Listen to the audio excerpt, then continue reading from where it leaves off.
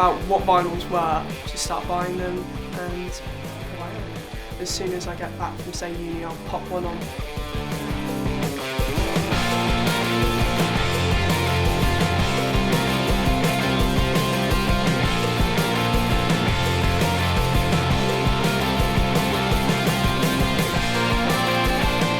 I'm in Eulsford, a town where every year they dedicate a festival to watercress. Yeah. I got it. I have 33 burns and my innards are coming out these. File goes to streaming sites and download sites. So, who's your boss then? I can't say too much. He doesn't like his identity known, really.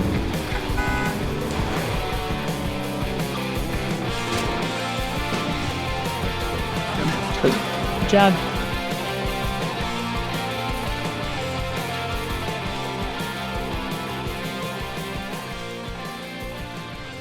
So the first one are these short films I made with my friends Kaylin and Matthew. All of these were made in around a day, and they were sort of set tasks that we had to demonstrate different camera skills and make films to show these off. And it was never said that we had to make sort of skits or any narrative pieces. We just took the opportunity to have some fun, and we pieced together a flimsy version of a soap opera John Wick. I was left in charge of making these skits, and that also involved editing them all. And this was a year ago, and I still only just started using Premiere Pro. I was more familiar with iMovie when we began doing these, so it was a very... Is frenetic the right word? Was it a frenetic experience? Maybe. So I developed a lot of new skills, looking things up just to facilitate some of the tones and effects that I wanted, whether that be doing slow-mo or gunshots or blood splatters. So it was learning by necessity, but it was fun and motivated, and was the best way to self-teach myself the software self. Having these more fun projects was a good way to stay motivated, do these bits of work, and reminded me of a lot of the short films that I'd made over the last 10 years, whether that be in college or just for fun, and it's definitely come a long way. And this is where my notes just dissolve.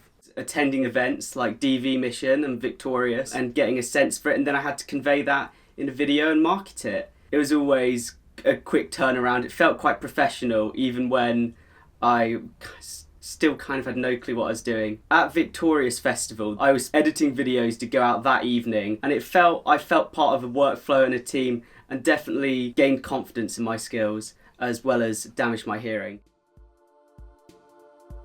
As well as short form social media videos, I've had to edit a few longer documentaries. There was 6 months between those two projects, and just looking at them, I can see how much my skills developed. I had fun with the vinyl documentary, but I was still really conscious that it's something I wanted to show off. It was a demonstration of my skills, as the Watercress Line documentary was as well, but I was more invested in this, and it made a huge difference. In my showreel, you would have seen some very professional looking clips from Gnarly and Pink and Authentic, and that was a coursework task we were given to edit a short film and a documentary from stock footage. It was a fun way of getting to work with material that I wouldn't get a chance to practice on, and definitely informed how I'd go about doing the later documentaries. Gnarly and Pink was a fun one because there was lots of interviews and lots of outtakes, so we could tonally we could change it a lot, and I made something I was quite happy with to try and make it more interesting. And then as for Authentic, it's I'm looking forward to getting an opportunity to make my own short film like that, and now I be confident in editing it after making that.